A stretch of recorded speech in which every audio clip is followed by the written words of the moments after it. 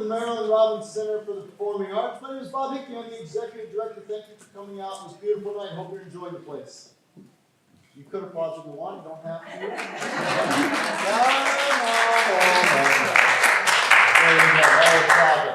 I'm very glad you're here. Thank you. I hope you enjoy. We have lots of new things going on here at the theater.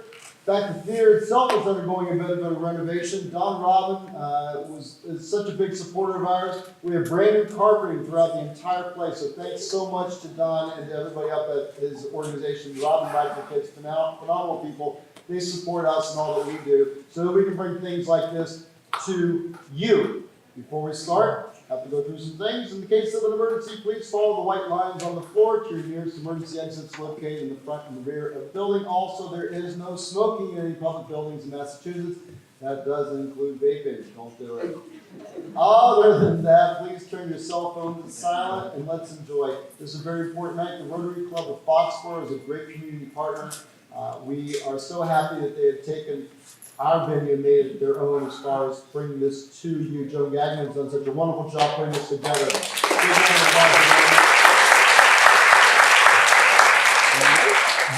And now I'd like to introduce a member of the Rotary who's going to be telling you about what's going on at Jason Evans. Jason.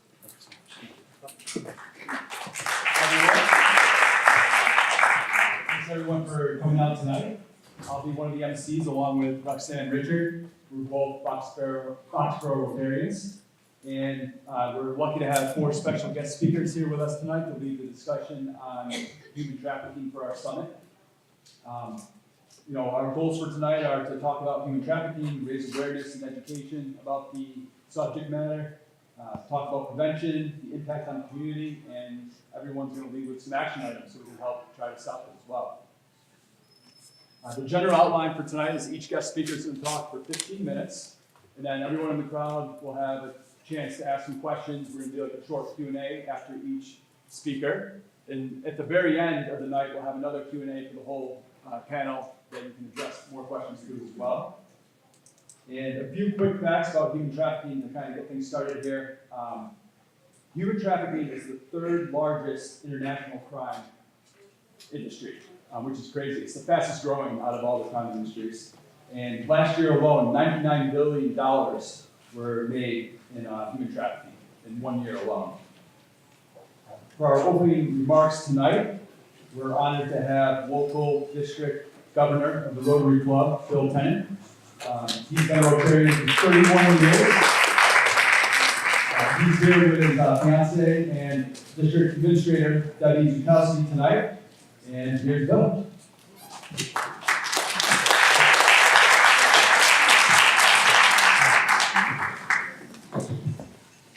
Thank you so much. Good evening, everyone. On behalf of Rotary, I would like to welcome our state and local officials, our distinguished speakers, fellow Rotarians, first responders, mothers, fathers, aunts, uncles, neighbors, and all of you, regardless of which categories you may fit into, to an important community event. For those of you that are not familiar with Rotary, I thought I'd tell you a bit more. My name is Bill Tennant. I'm the district governor. This year's president, Barry Rasmussen, describes the new vision of Rotary, and I quote, "Rotary is a global network of 1.2 million neighbors, friends, leaders, and problem solvers who see a world where people unite and take action to create lasting change across the globe, in our communities, and in ourselves." Sounds like almost everybody in the room. Solving real problems takes real commitment and vision. For more than 110 years, Rotary's people of action have used their passion, energy, and intelligence to take action on sustainable projects. From literacy and peace to water and health, we are always working to better our world, and we stay committed to the end. I was asked to have all the Rotarians please stand. Sorry.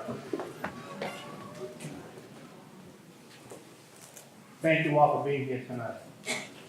What I don't think we would have envisioned even 15 years ago is that we would be talking about human trafficking in the United States. Our goal for this evening is simple: to educate and empower all of you about human trafficking and ways for us to begin to combat this worldwide problem. Our MCs for the evening are Jason Evans and Roxanne Richard, both members of the Foxboro Rotary Club. They will make sure that we work towards our agenda and goals tonight, and will also facilitate our question and answers at the end of the evening's presentation. We would like to thank all of our sponsors of tonight's events, Maryland London Performing Arts Center, and Foxboro Access. And now, Roxanne and Jason will get us started for the evening. Thank you.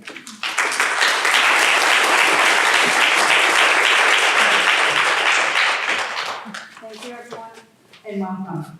I'm honored to be able to present our first guest speaker tonight, Joan Borcoloni Berry. Did I get that right? Excellent. One Italian to another. After attending a lecture on human trafficking in 2012, Joan's life took a turn. Joan had been practicing interior design in Manhattan, New Jersey, Massachusetts, as well as opening New Jersey's first daycare center in the 70s for women struggling with poverty, and serving on the boards of organizations devoted to the needs of the developmentally delayed adults in inner-city schools in Harlem and Boston.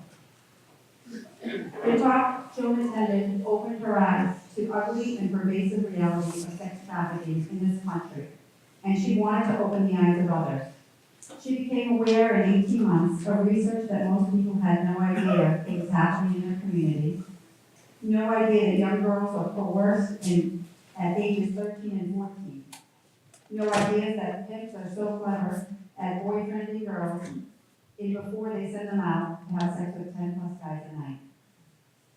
Joan's presentations focus on whys, hows, and how comes as she educates her audiences to the power dynamics, politics, and raw realities of this crime. Currently, Joan is actively involved with a safe house in Massachusetts, as well as Epicenter and My Life, My Choice, Boston-based nonprofits mentoring victims. Please help me welcome Joan to the stage.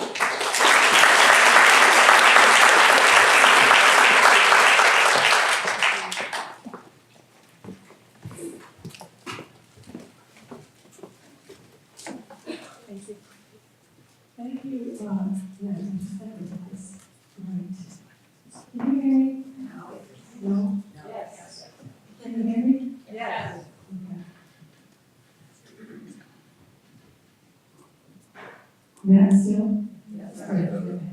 So, I'd like to thank the committee, the Rotary Committee for putting this together. I know it's taken a long time. We really appreciate being here. I want to thank all of you for showing up. Showing up is an important thing. So, let me get started. Human trafficking is a criminal industry, making enormous amounts of money. How much? Here's a comparison. Walmart has annual global profits of $25 billion a year. They sell food and clothes. Apple has annual global profits of $40 billion a year. They sell computers and phones. Human trafficking has annual global profits of $150 billion a year. They sell human beings. That is labor trafficking and sex trafficking combined. Sex trafficking in our country is what I'm going to be speaking about tonight. Let me tell you about Teresa. Teresa's now about in her 50s. But when Teresa was a kid, she grew up in Connecticut. She grew up in a beautiful neighborhood, beautiful home. And her father was transferred when she was a junior in high school. You were transferred to the Midwest. Of course, she went. Here she is a junior in high school. It's hard to make friends when you're in high school.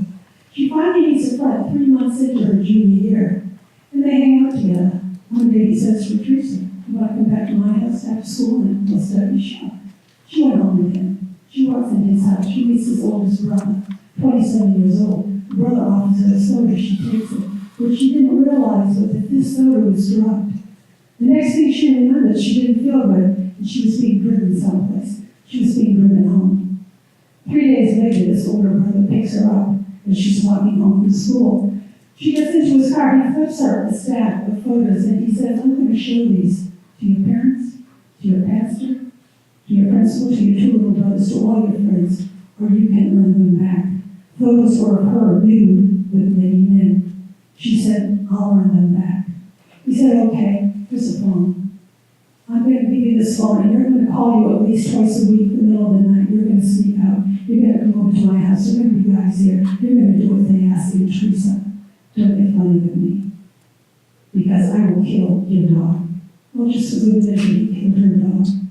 Then he said, Teresa, don't you get funny with me, or I'm going to kill your little brothers. Her escape came when her father was again transferred. Now, I tell Teresa's story to illustrate the scope, the many situations that can make a girl vulnerable. In Teresa's case, the vulnerability was loneliness. Kids who are new in the school can be vulnerable. They're great targets for pimps. We often make the assumption that affluent kids are protected, but we see here that they're not. It can play out in many ways. For instance, a girl can be living at home, going to school, and have a pimp. A girl can be living in her own apartment and have a day job and have a pimp, who is, or who she thinks is, her boyfriend.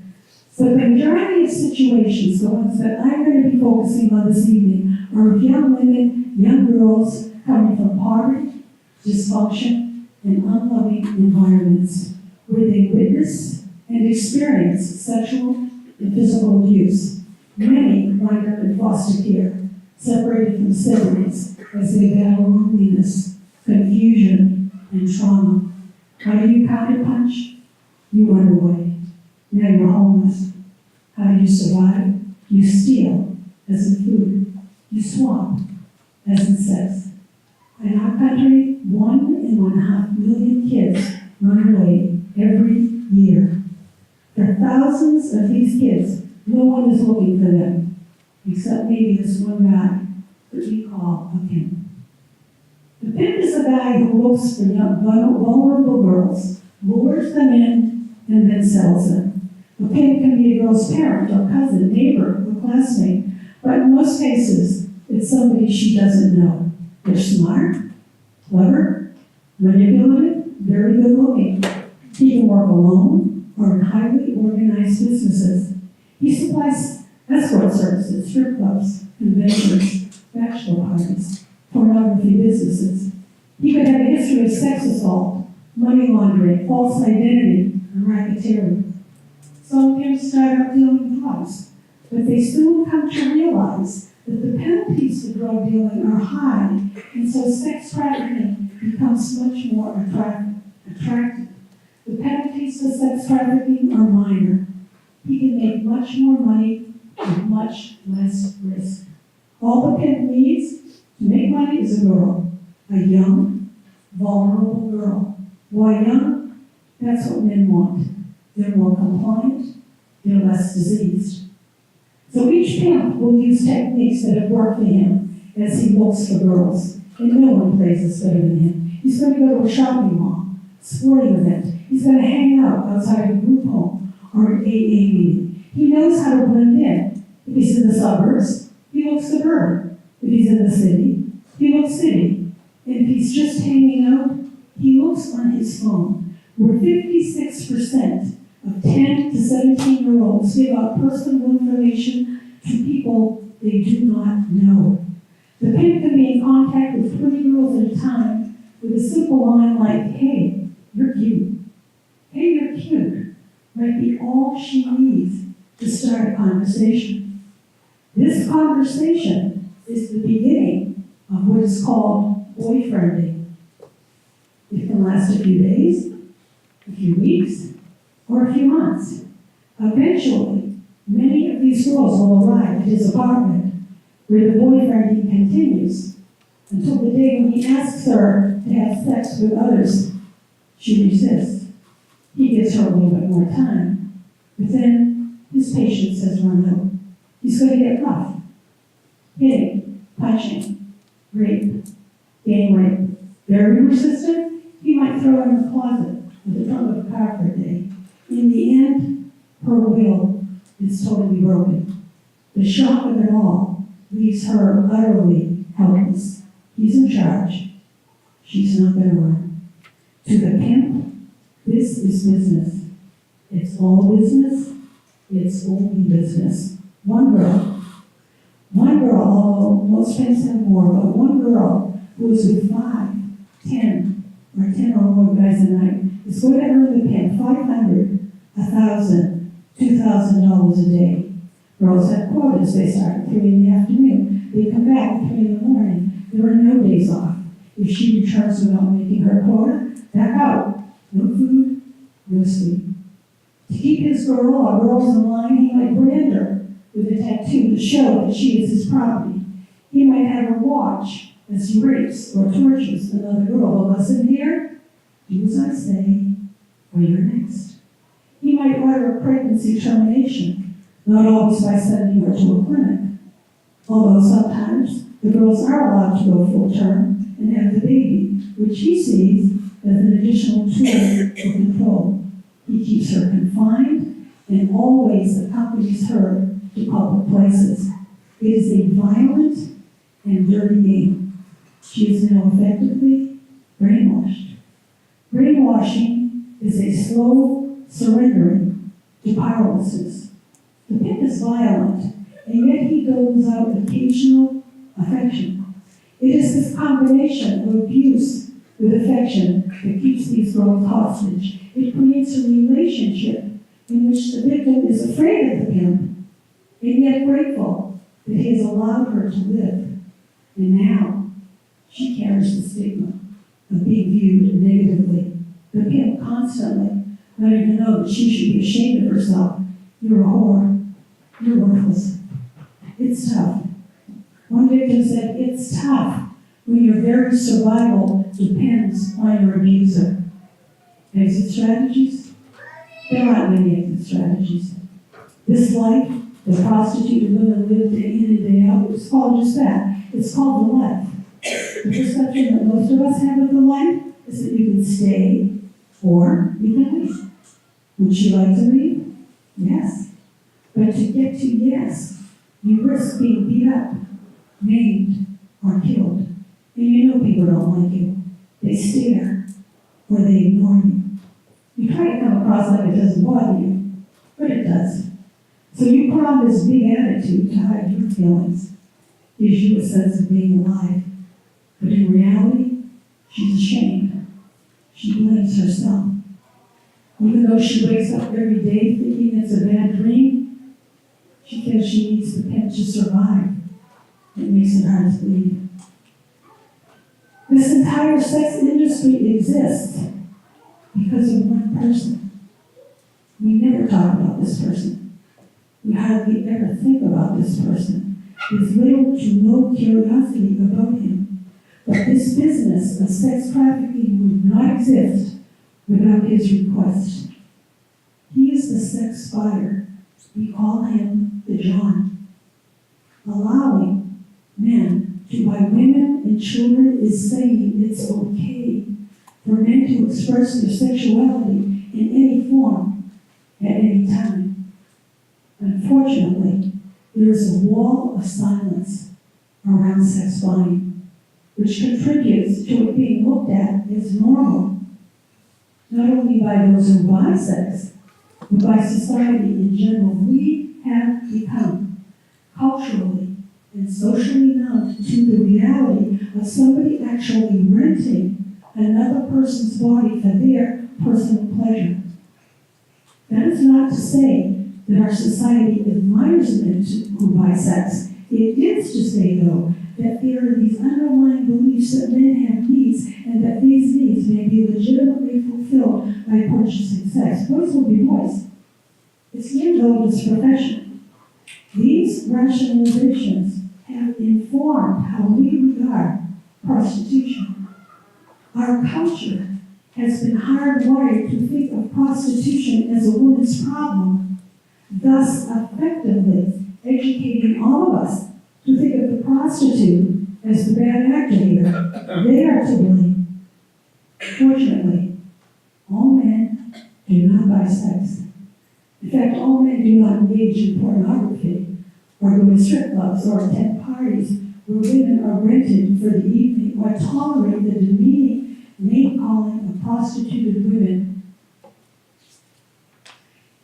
And all men do not kid themselves into thinking that it's inappropriate behavior when it's really harassment, or that it's misconduct when it's really assault, or that it's abuse when it's really rape. Johns come in all ages and ethnicities. They are our family members, our neighbors, our friends, our co-workers. They're athletes, politicians, tradesmen, businessmen, professional men, educators, men of the cloth and men in uniform. They are mostly college educated, married, middle and upper class white suburban men. On his side, he's got money, power, status, and a very well-kept secret. On her side, nothing. The pimp will typically post a picture of a 13-year-old online, made up and dressed up to look 23. He'll put her in a hotel, a motel, a private home, the back room of a strip club, the parking lot of a business, and send in the guys one after the next, after the next. Today's prostitution is not the prostitution of 30 years ago. 30 years ago, prostitution was relegated to certain sections of the city or the town. Girls were visible on the street as they solicited. They knew the police knew them. Not today. Today, it's invisible. Girls are confined to a room for the entire night. Guys in, guys out. No police in sight. As one victim said, you try to hang in, making your way from one end of the night to the other, with an end goal of coming out in one piece. And the violence, it is impossible to exaggerate the violence and abuse these girls experience. There was always some violence, but today it's over the top, encouraged and cheered on by pornography, which holds the distinction of being the #1 source of information about sex for American teenagers, leading to date rape and sexual assault. Pimps will lock their girls in a pornography studio for a day's worth of abuse. Buying pornography is simply another form of buying sex. There is a program in some states educating first-time sex offenders to the realities of sex buying. The speakers are formerly prostituted women who describe their experiences in life. Here's what they might say to these guys. Do you know how many pregnancies I've had? I don't have an answer when my kids ask me who their father is. I'm raising these kids alone. Do you know how many illnesses and diseases I've had and still have because of my life and this life? I have lived in constant fear and depression and have carried the stigma of prostitution for years. This stigma has kept me silent and hardly surviving each day. The shame, the guilt. You're called John. We call you client or customer. I'm called slut, whore, or whore. These labels that you very cleverly assign to me shift the responsibility away from you and onto me. You use it, and then you go home to your life. And here I am, left day after day, year after year, believing that I am what I am called, and believing that I am how I am perceived. And so I'm acting alone here. Well, I've spent a lot of time with you guys, and I know how you lie to yourself. But what you do with someone else, fairness, I'm going to tell you that I also lie. You'd ask me all the time if I liked it, and I would say, yes, I like it. I didn't like it. I never liked it. Who would like this? Do you think your wife would like it? Do you think your daughter would like this? Every time the next John walked in the room, I felt like vomiting. I was so scared. The feel of unwanted hands on my body night after night, my jaws ached from clenching my teeth. My skin crawled. Like it? It's painful. It is physically painful. Lying is part of my job. I didn't have a choice. You did. So, this is the reality of sex trafficking in our country. If we're serious about getting rid of this problem, we have to do what they've done in Sweden, Norway, Iceland, Canada, Ireland, the Republic of Ireland, and in France. These countries have passed a law that has been very successful. It's called the Nordic model. And it states, only arrest the sex buyer, the John. Why not arrest the pimp? The pimp is in this for one thing, money. Take the money away and he's on to something else. He has nothing to lose but a little time. The John, the sex buyer, he has a lot to lose, perhaps everything. He's not moving on if he gets caught. He could lose his family, he could lose his job, and he'll lose his reputation. He and he alone controls the whole business of prostitution. Take his money out of this equation, and prostitution fades away. So what can you do? You've already done it. You've already done the first thing. You showed up. You cared. Caring is powerful. A funny thing happens when you care. You speak up. When you speak up, it shows that you take this seriously. That impacts people. When you speak up, it shows that the winks and the nods that accompany degrading remarks about prostituted women are not acceptable. That impacts people. When you speak up, it tells others that the boys will be boys era is over. We've moved on. It takes practice. You might not be able to do this right away. You might not be able to do this every time, but one day you're going to hear yourself saying, it's really not what you think, or, that's not funny. It's not easy. It is never easy. But consider for a moment what we have accepted for years. It's a victimless crime. Nobody's getting hurt here. We have accepted this. Somehow that was okay. But it wasn't right. And it wasn't the truth. So the truth is out now.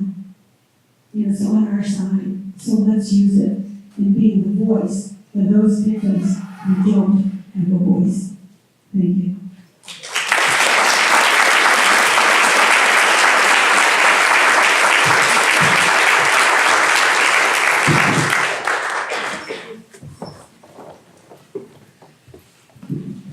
Do you have any questions for Joan? Okay, so we'll move on to our next guest speaker. Oh, sorry, yeah. Is that up? What do you think about Robert Kraft and what's happening in Florida? Time for you guys.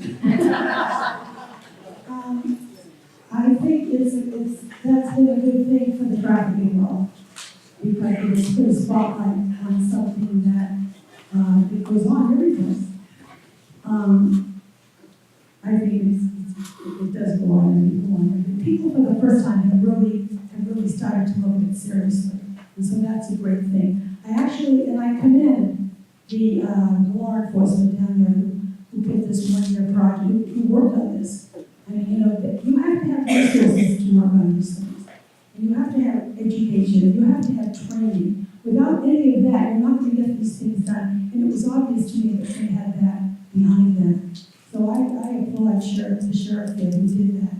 And even though there were high-profile people there, he went ahead with it. Nothing was going to stop him. So, for those of us who do this, who speak up about this, and who work in the industry, it's been a wonderful thing, and I hope it stays in the papers, because as long as it stays in the papers. He will get, it will be interesting to see what the NFL does about this, because they've had these issues in their organization, and they have punished people. And here's someone who's wealthy, and someone who's white, and someone who has a lot to lose, being the value of his team. And let's see what they do about that.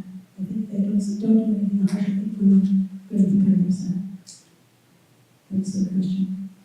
Do you think the video should be released? I don't know about that. Yes. Well, I mean, it will be sensational, so that will just bring, from that standpoint of sensationalism, which is what's working here for the trafficking world, in terms of getting attention to it, that's a good thing. Certainly for him, it's not, but I mean, shame and blame is the name of the game. Unfortunately, if we don't shame, if we don't blame, the people that are keeping this thing alive, it's not going to go away. So, yeah, it would be too bad for him if they show the video. It's too bad that he has to go and keep this industry alive. So. Okay, thank you. We'll have more time for questions and answers at the very end too, but we'll try to stick on schedule here a little bit. So next up we have Nikki Bell, who's the founder and CEO of Living in Freedom Together, Inc., LIFT, a survivor-led nonprofit organization dedicated to helping individuals exit and recover from commercial sexual exploitation and sex trafficking. Her focus began with women who were exploited in the street-level prostitution, recognizing the lack of appropriate, compassionate, and individualized services that these women need. Nikki is a tireless advocate who conducts street outreach, hosts a drop-in center, facilitates support groups, provides trainings, court advocacy, and referrals for victims of sexual exploitation and trafficking. Nikki also facilitates support groups for increased victims and coordinates reentry for them. Nikki has been the recipient of numerous awards for her work with this underserved and vulnerable population, including the Women's Magazine's Hometown Hero, Advocate of the Year 2016 for Ways, and Worcester Woman of Consequence 2016. In addition to chairing the LIFT Board of Directors, Nikki is co-chair of the Worcester Alliance Against Sexual Exploitation, co-facilitates the Dawn program and the CARD program. She was recently featured by the Guardian newspaper in a documentary on sex trafficking and is featured in Glamour magazine in an article titled Women and Opioids, Inside America's Crisis. Nikki also recently elected on the World Without Exploitation Executive Council and appointed to the Executive Office of the Public Safety's Prison Involved Women Committee. Nikki and her husband Manny reside in Worcester and are the proud parents of Sebastian, a future feminist. Here is Nikki.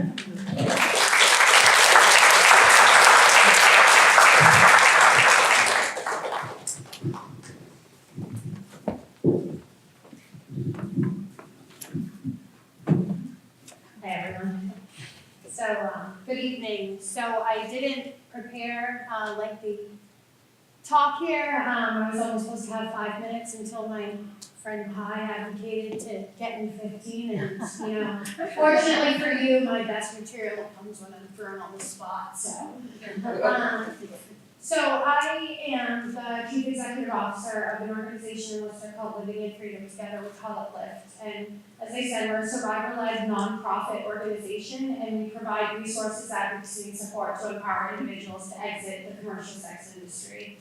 I am also a survivor of trafficking and prostitution and other forms of gender-based violence. And I'm also a person in long-term recovery, which for me means I haven't used drugs and alcohol in almost 5 years.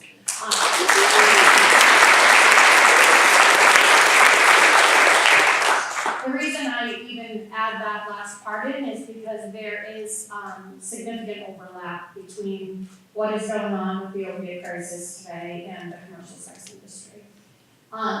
So when I got out of the life, it'll be 5 years on May 5th, there were no services, support services for individuals exiting prostitution in the Worcester area. And so that is how initially LIFT started. I was first recruited, I listened a lot to when Joan was speaking and talking about like coming out of dysfunction. I came out of a household of neglect, not intentionally. My mother was ill. My father and my mother split up, and so I was like left unsupervised a lot. Started experimenting with drugs and alcohol at an early age, and from there, things really kind of spiraled for me, and I actually didn't even get out of prostitution until 5 years ago. When I tried to get out, I was always forced into recovery settings, Alcoholics Anonymous, Narcotics Anonymous, And within those communities, even their exploitation is dangerous and rampant, right? And so I felt like there was no safe place to go to talk about my experiences in prostitution. And I think it's important, I use the term prostitution, and I often, though I had experiences with trafficking, and there was oftentimes a third party exploiting me. And so I would technically meet the definition of trafficking. For me, the real harm is the prostitution. That prostitution in itself is gender-based violence, whether there's a third party benefiting or not, right? I can tell you that we've worked with over 160 women in prostitution, and when asked the question of if they want to exit prostitution, every single one of them has said yes. And I think as a culture, we have this idea that prostitution is this glamorous lifestyle. We have all of these shows on TV and this like pretty woman image, right? When that's the farthest thing from the truth. Most people entering prostitution have a history of violence in their lives. Most people entering prostitution are coming out of poverty. Most people in prostitution, the reality is people who enter prostitution are typically the people with the least amount of choices. And so when we're talking about trafficking as a separate issue, then prostitution is problematic because they're inextricably linked, right? Over 85% of people that have been prostituted have experienced trafficking, and people's experiences aren't linear, right? There were times in my life when there was somebody that was forcing me and taking the profits from my prostitution, and there were times when heroin was my pen, right? And so, irregardless, the real harm came from the act of being bought and sold, right? And again, it comes from the men that are driving this, the men that are paying for sex with people. Prostitution in itself it's sexual violence, right?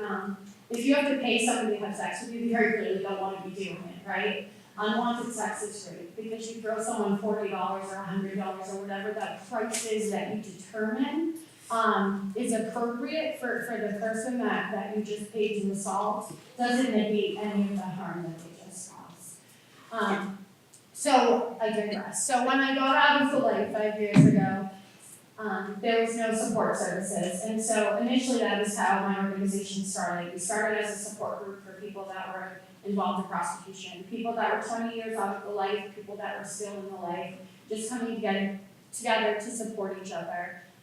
And help process why some of the things were happening that were happening. Why when I would find myself hiding behind my refrigerator in the middle of the night. Why when I'm walking on the street, I still have to stop and let people pass if somebody's behind me, right? All of these things are from the trauma I experienced while in the life of prostitution, right? And so I really needed support to help me get through that. And so that's how Lyft initially started. We started to realize that women that really needed support services weren't going to come to a support group. It's an unrealistic expectation. I am in the Worcester area, and Worcester is, a lot of prostitution has shifted online. There's been some changes with different legislation, right? And there, so it does this, shifts online, and then, there's been some changes. But in Worcester, there's still a very visible track, as there is most places that there is, high areas of prostitution. Like Worcester has a very visible track, as does Springfield. There are parts of Boston where there's still a lot of street-based prostitution. And so in Worcester, we started a drop-in center for individuals that were involved in street-level prostitution. And it was just we shared space with a local church, and they let us use their space, and we just started inviting women in that were involved in prostitution. Just started to get some clean clothes, underwear, something to eat. Over the last 4 years, we've worked with over 160 different women. We've now brought in different services. We're providing health care at the drop-in center, so women don't even have to leave the block to see a primary care provider. We're allowing them access to HIV testing and STI testing. We're distributing Narcan and other harm reduction tools. And the idea is we're bringing services to individuals that are in prostitution. And once people start to believe that they have the support system necessary to make healthy changes, they'll begin to start to think about exiting prostitution. We also do a lot of educational groups for prostituted women, so we're actually a funded program in the Women's Correctional Facility at Lehampton County. So all of Worcester County's women are sent out to Springfield, and so we go in and we run a prison education group for prostituted women that are incarcerated. Women are recruited out of jails, out of detox facilities, anywhere that there is vulnerability. That is where predators prey upon people, right? So they'll target women that are incarcerated. They target foster care systems. They target detox centers. They target anywhere there is vulnerability. I know we talk a lot about children when we talk about trafficking. The difference between a child victim of sex trafficking and an adult victim of sex trafficking is 60 seconds, right? Those vulnerabilities don't go away as they reach this magical birthday, right? They're as vulnerable as they were the minute prior. So nothing changes, and they're still as much of a victim as they were. Just being a child in itself is a vulnerability. I'm sure we can all think back to when we were teenagers and made stupid decisions, right?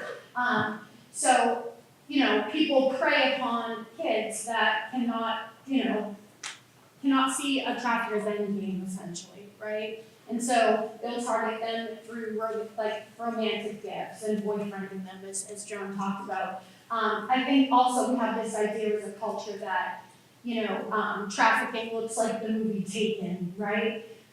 Less than 5% of cases of trafficking are through forced kidnapping, right? It's through this grooming process where they target a victim, they gain their trust, and they step in and become whatever's missing in that person's life.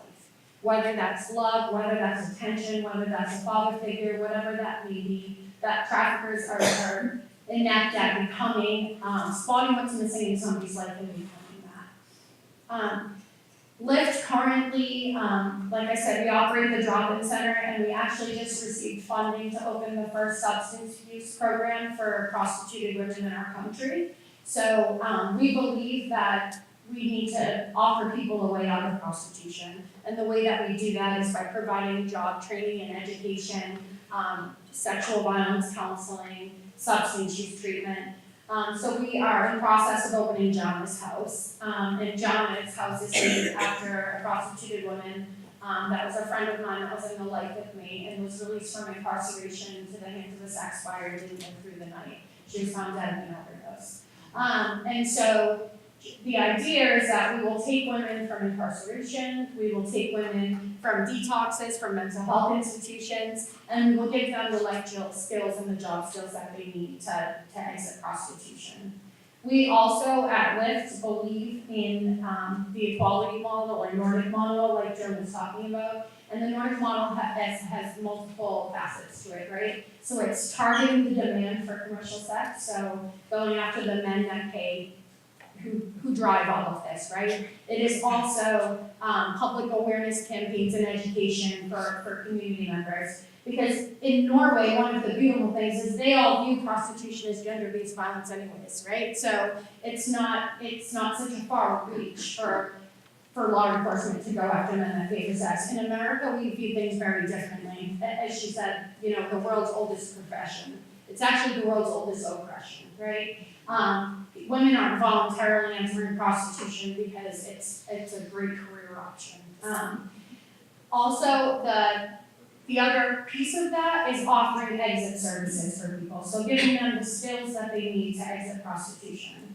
When I think about action items, I ask for you to, if possible, donate to survivor-led exit services. We know that's what works. In Massachusetts, there are different programs that help women exit prostitution, women and girls, such as My Life, My Choice, the Ava Center, Lyft. All of those programs are survivor-led services, and we know that's the model that works for people exiting prostitution. I also ask for you to advocate for demand reduction strategies in your communities.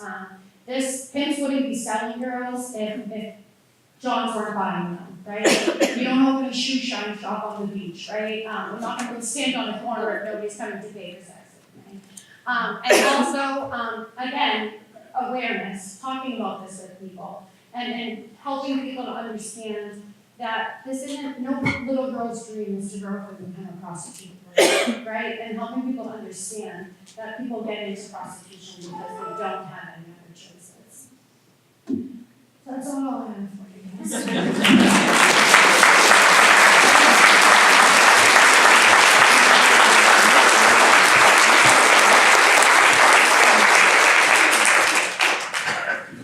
Do you have any questions for Nick? I just want to give good credit for standing up and revealing yourself like this to the people. You deserve credit.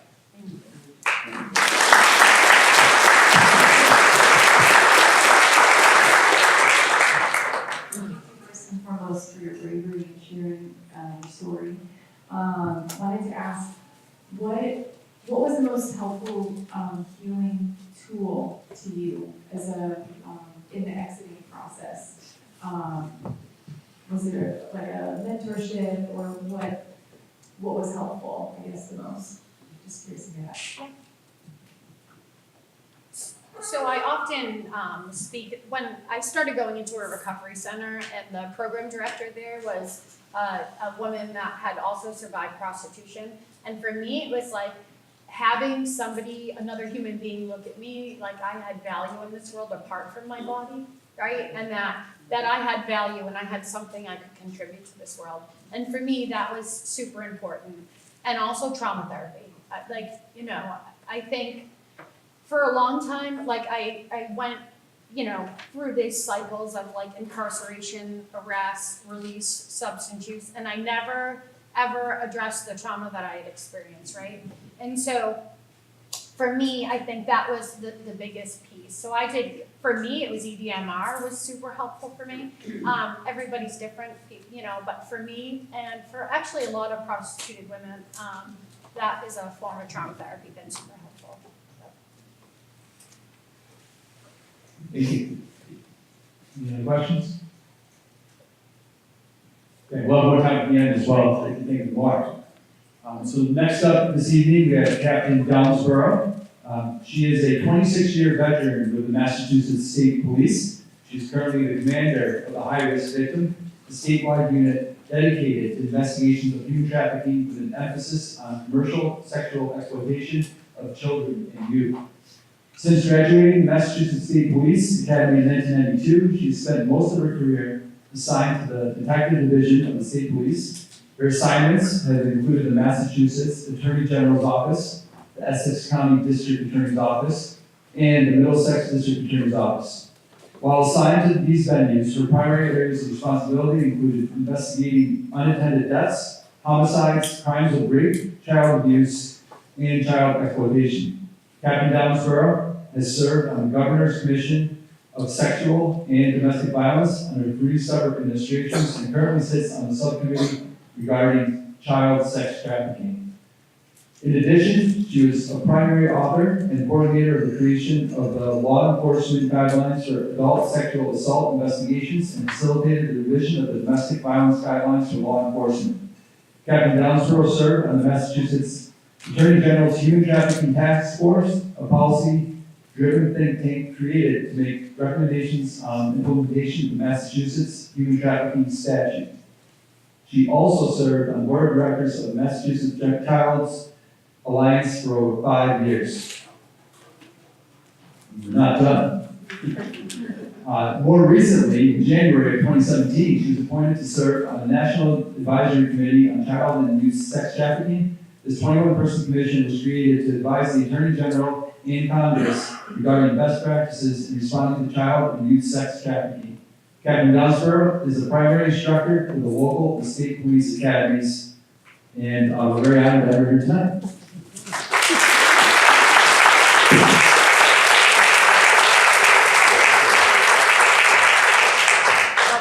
For 7 minutes, right?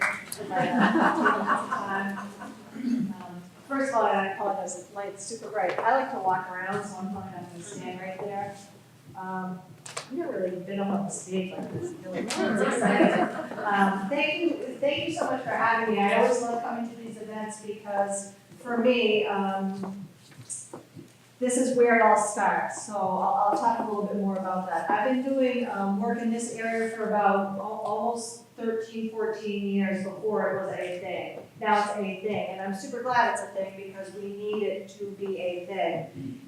When I first started, there were no state statutes, there was no response models, there was zero services. We did not have these types of events, so I'm really, really appreciative of having you all here. I currently run what's called it's called the High Risk Victim Unit, which is a statewide, for the state police, it's a statewide investigative unit that is dedicated to investigating just cases of human trafficking.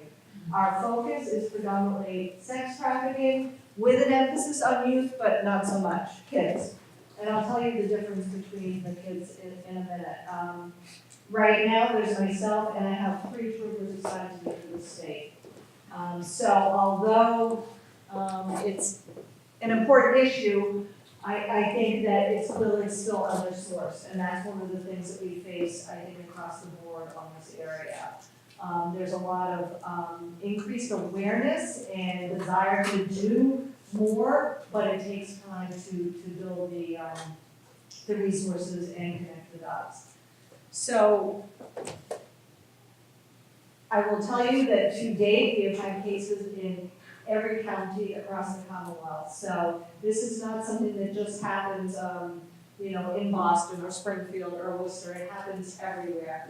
Ironically, Bruce, you asked about crack. That was the first question. I was wondering how long it was going to take to come out. Ironically, in 2011, so one of the women that was arrested down in Florida for the crack case, her name was Lanyana Ma. I happen to know that because I arrested her in 2011 out in Oxford for running a very similar organization. So it's kind of funny to me when you ask that.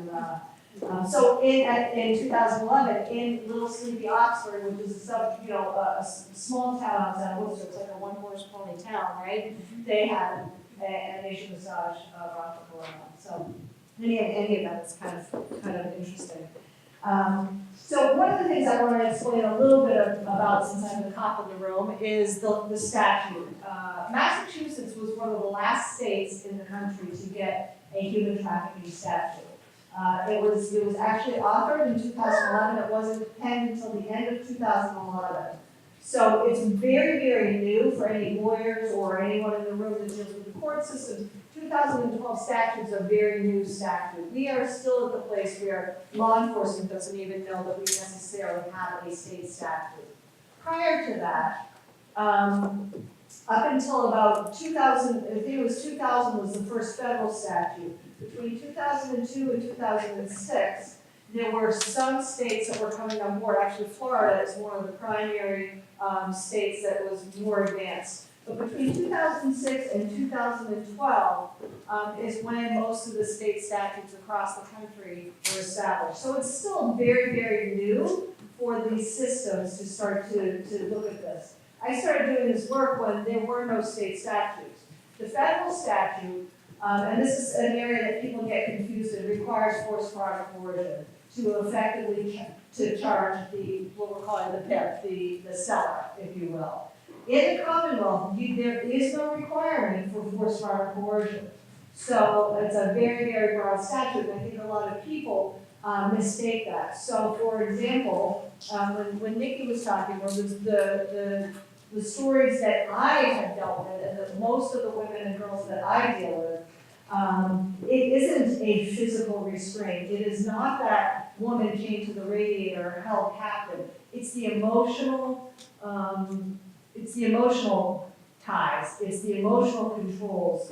Nikki and I we're both working a case where she's very familiar with this case I'm working right now, and it has probably, I think I've identified 15 women in this case right now, and none of them were physically held or made to stay there. It was the emotional control that facilitated, and quite frankly, that's very often much more damaging and harmful to a lot of these women than if they had just been beaten once and moved on, right? Because that heals. When you have extensive, repeated emotional control and abuse, that has those very long-lasting effects. And it is that vulnerability, and you heard Nikki talk about this, it's capitalizing on whatever that vulnerability is at that particular moment in time. What makes this area particularly difficult for, and I'll try and stay focused on the law enforcement response, is that, and quite frankly, it's any of the systems that would potentially deal with victims, is this very unique characteristic of women, and I say women and girls because that's the population I've dealt with. That does not mean that boys and men are trafficked, because they are. Absolutely, and it's just an area, and I just refer to the women and the girls. But a lot of the women and girls that I've dealt with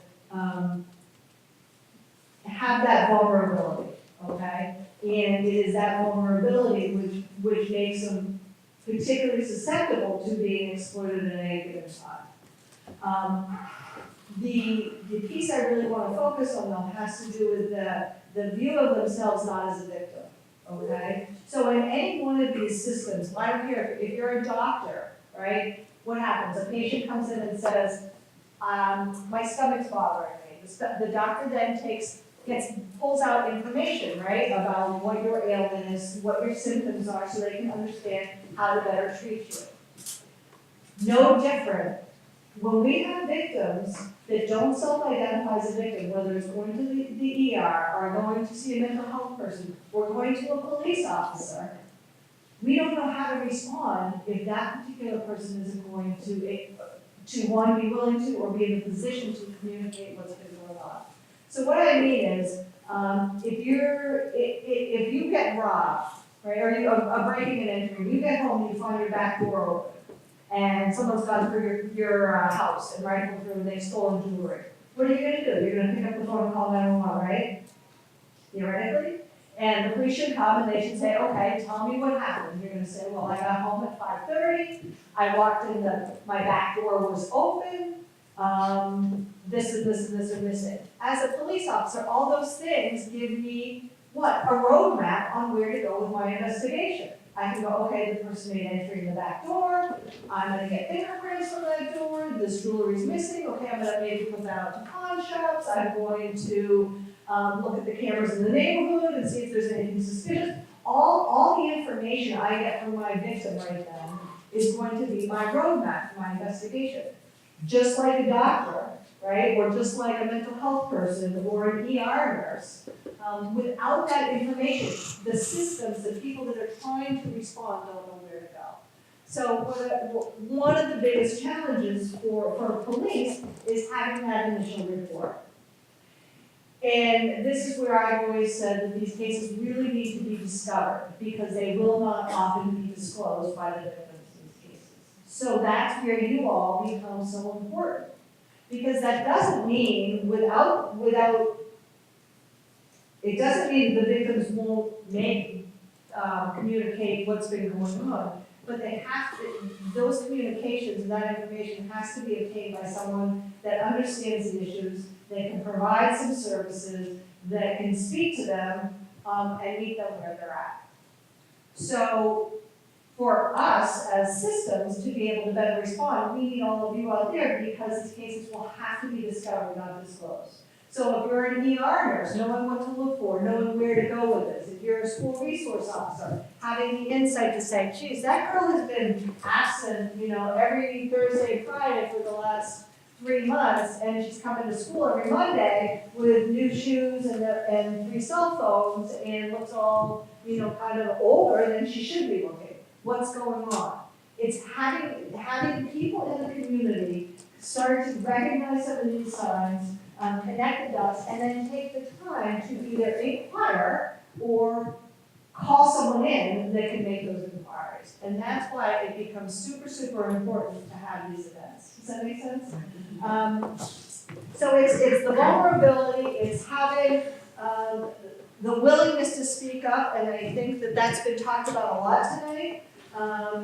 The willingness to have the courage to do this. I work in a male-dominated industry, and I'll be honest with you, there's still a lot of police officers that, one, don't understand it. It's not just police officers, it's people or who think that it's a victimless crime. And you heard from Nikki, and it's just not factual. I also, I've done a little bit of work with Nikki in the jail, but I also started a program at MCI Training Camp in the prison with the women there. And I'll never forget, and it's just exactly what Nikki said. She said to me, I told them, I said, you know, I teach a lot of police. What would you have me say to the police? And she said, I just want to be treated like a person. And she said to me, she said, I cannot believe that someone like you is sitting here talking to someone like me. And she started crying. And I was like, my eyes started tearing up, and I don't cry. I was like, you know, but to me, that just epitomized so much of how a lot of our women and girls feel. And when we as systems can't even get past some of those obstacles and barriers, we aren't doing any services at all. So having this kind of forum is super critical, and having that voice and courage to stand up and say, not okay, not okay. How many minutes? 5 minutes? Ooh, okay. I'm just trying to see if there's anything I want to make clear too, when we're talking about child sex trafficking, in Massachusetts, that's 18, it's under 18, okay? So up until probably 2 years ago, if people are familiar with what a 51A is, so when you see a suspect child abuse and neglect, and you work with kids, you're required by statute to report that child, the abuse, neglect, suspicion. I'm not saying it happened, you're saying, I'm suspecting this. So for example, you're in the supermarket, you come out and there's a kid in the car and all the windows are rolled up. Obviously, there's that 911 response to get out, but that would be a potential neglect thing. So if you're what's called a mandated reporter, you would have to report that parent or that caregiver to Department of Children and Family, and they would then go and investigate and make sure that child's safe. Up until 2 years ago, I could have a case with a 14, 15, 16-year-old that was being prostituted by a pimp, and they wouldn't take the report because it wasn't a caregiver. So we now have that, but these are, I mean, that's really, really recent. So our systems are just trying to figure this out. But, so up until, so from 0 to 18, now it is a mandated report by anyone. And you as citizens can file reports, you're just not what's called a mandated reporter. So if you suspect that there's a child being trafficked, you can call the Department of Children and Family and report that anonymously or give your name. You can call your local law enforcement and do the same. You can call my unit and do the same. So all those are all options. One of the things that I really feel even more passionate about, or equally passionate about, and Nikki and I talk about this a lot, is that 18 to 25 or 6-year-old group. Because, and that's what in the committee I sit on is called the youth, okay? We're starting to see a lot more awareness, but that is the group that has such less resources. Because at least up until 18, as imperfect as it is, you have some safety nets or some response models by the Department of Children and Family. Literally, it is literally like that 60 seconds and they're dropped and they have nothing. And I have several women in a case right now that that's exactly what happened. They had nowhere to go, nothing to do, and where do we get back to? That vulnerability. And it's that vulnerability that leads to the potential for exploitation. So that population is also a super precarious age range and really, really important to also keep on your radar because there's a lot of emphasis on the child. I'm just really appreciative to have been here today. I'm probably out of time, so I think that there's time for questions and answers. It's a super complicated and intricate area. I will tell you that in no other area that I've worked does it require such a collaborative response model as well. I can't do it as a police officer. I can go out and investigate all the pimps or the customers in the world, but if I don't have some support and speaking with and giving some of the women resources as a place to get healthy and move their life forward, it just ends up in this vicious cycle. I will tell you that my unit, we proudly do a lot of John stings. And we have a zero tolerance policy. We do lock up a lot of the customers. So that's something that we actively do and try to build that capacity out there among the law enforcement agencies. So, So I guess with that, thank you very much.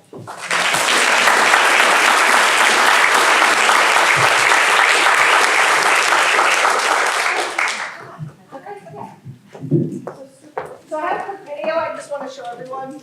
This after all that, right? It's about 2 minutes, so, but I think it'll be helpful.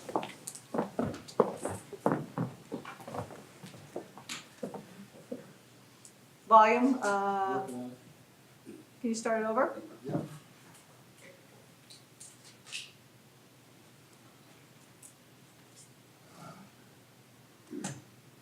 Alrighty. Can you close it? I mean, Yeah. stop it.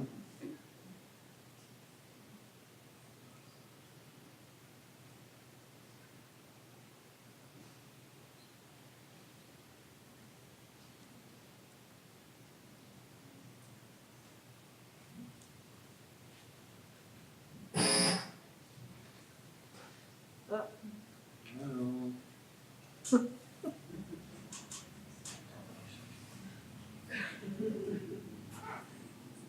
Let's see. Maybe we'll.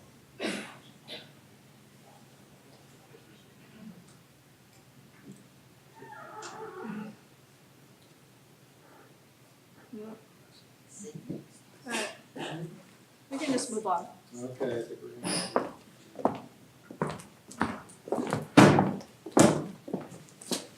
Thank you, Captain Dassar. Does anyone have any specific questions for Captain Dassar? That was wonderful. I was wondering, there was a discussion about, youth who are under 18 and calling Child and Family Services, but for that vulnerable population you were talking about between 18 and 25, do you just call local law enforcement? Are they gonna actually take? Just more acceptable because you loved her. When you don't know yourself and you don't love yourself, you will fall for anything that sounds like love and feels like love. But she was a woman, instead strangers. All she wanted was to walk the earth without the heaviness. Alright. So the question is for the kids, the 18 to 18, over 18 population? Right, What do you do? right. It depends on, I guess, yes, call local law enforcement. Is probably your best bet. It depends on kind of whether it's someone who's, you know, if it's you're just a neighbor and you're concerned, or you have suspicions, or you have someone that wants to go report something, or is just looking for help, you know what I mean? So I think that would depend. I would never force a victim in, but not all, as Nikki will tell you, not all law enforcement's created equal. She has a very definite opinion on that. So I think that it does depend on, you know, your local police potential response and knowing your local police and who you can go to with certain things. We actually work very, very closely with a lot of police departments because a lot of local smaller police departments haven't done these cases much. And so, you know, we're there to be a resource for them and support them if they're doing these investigations. So I always advocate ideally working with your local police first, but you can certainly always call my unit or the state police. And there's federal agencies that also do these cases, but it's a different kind of scenario. So currently you're saying there's no like hotline to call to report some concerns, right? Correct. Not in the law enforcement. There's some national hotlines, but I mean, I'm always a fan of keeping things, you know, local and working it from that level. Just in the future, are they gonna have some mandatory weather police to learn more?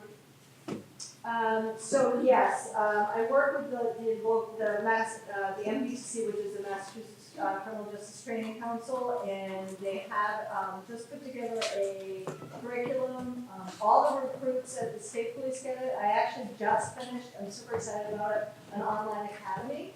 So that went out to the 2,000 police state troopers to create that awareness, that frontline officer, right? Because it's so important. If you're patrol at 12, 2 in the morning, and they need to know what to do, what to look for, and what to do, because that's when they're gonna run into it. It's not gonna be, 3 in the afternoon. So there is advances being made on that kind of foundation of this. So both state and local academies are putting in major years on. So I work at a school with middle school girls. So my question is, do you see a lot of, I had heard there was some sex trafficking stuff luring kids on Snapchat, Instagram. Do you see a lot of that Yes. with young people? Yeah. Yeah. Because there's Snap now, you know, where you can see where people live, Yes. who are your friends. So I feel like that's really interesting. Yes, so there's two things that I've seen a lot in the last 5 years that have really impacted. One is the computer, and two is the opioid crisis. Is really giving it all up and up to big time. And I don't want to take more time, so. Thank you. Thank But you. we will have some time for some more questions at the end, too. Thank you very much.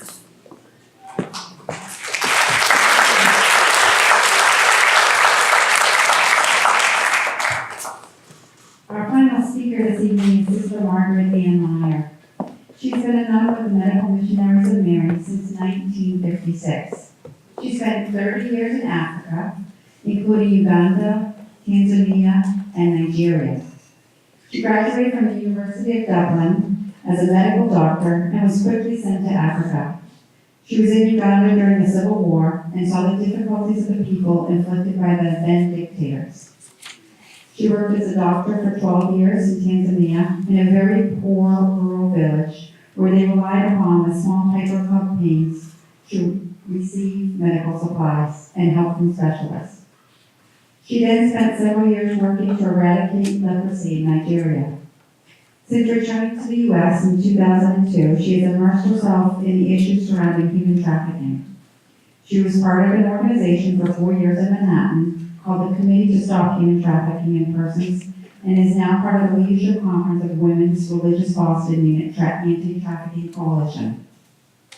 The Medical Missionaries of Mary's mission statement is, we live in a world deeply and violently divided. We have a core value of compassion, and compassion is the ability and willingness to enter the chaos, the pain, the suffering, and the story of another, allowing it to affect us as though it were our own. Please help me welcome Sister Margaret Ann Meyer.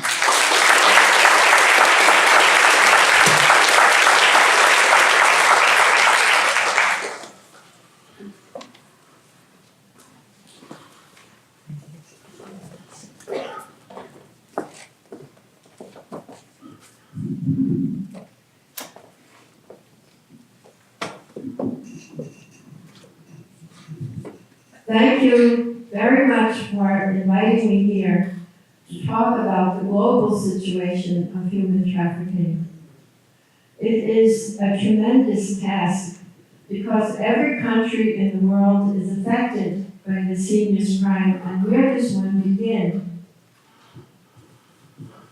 One source available is the Trafficking in Persons report for 2018. This report is put out by the United States State Department in the Human Rights and Human Trafficking branches. And I was heartened to hear the other speakers speak because of the theme chosen for 2018 is to highlight the critical work of local communities like Foxboro, to stop trafficking and support victims.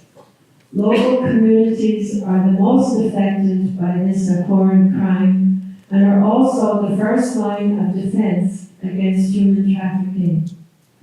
When you look at this report, you might very well give up. It's 486 pages, and where is to begin?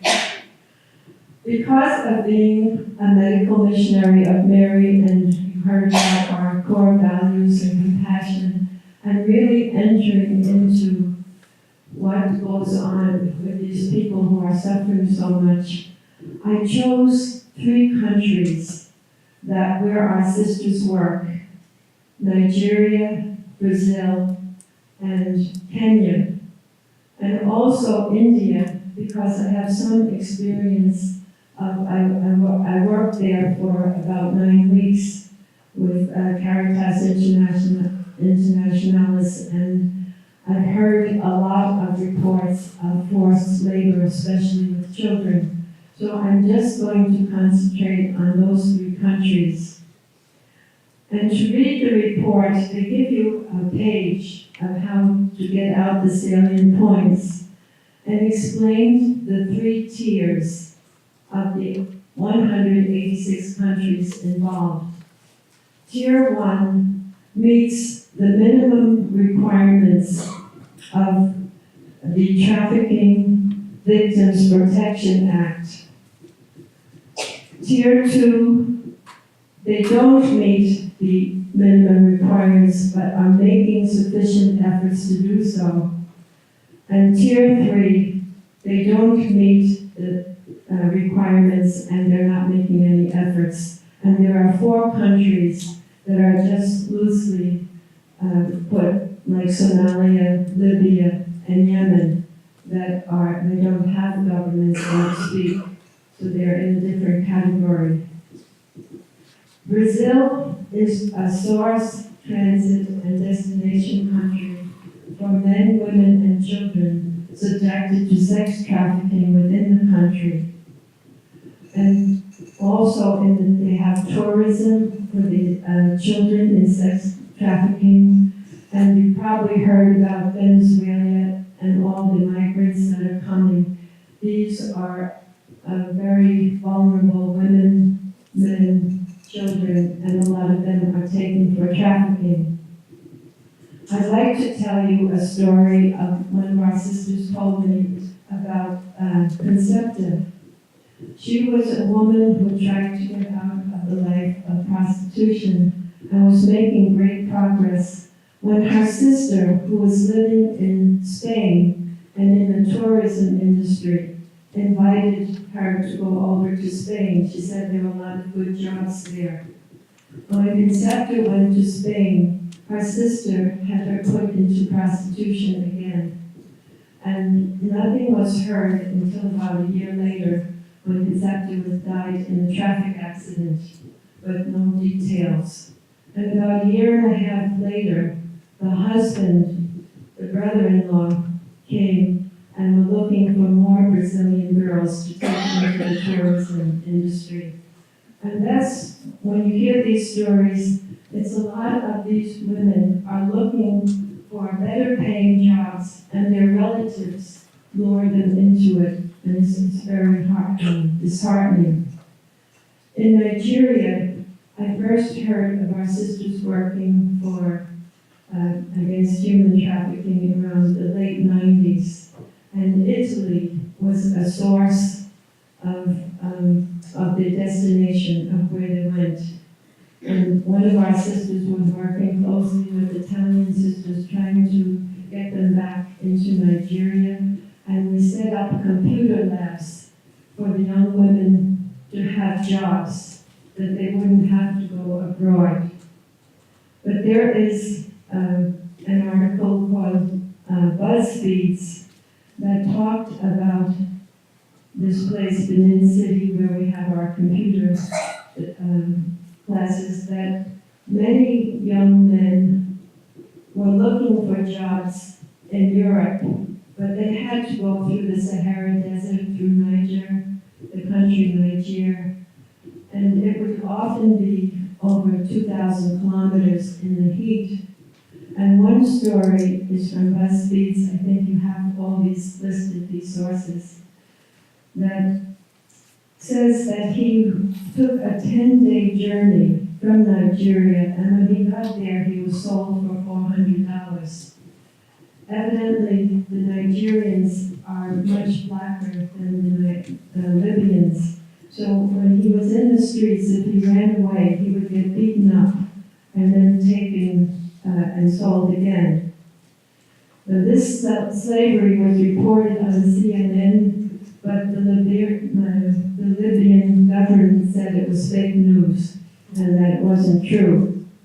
And eventually he got a raft and he tried to escape to Europe, but was captured by the Libyan Coast Guard.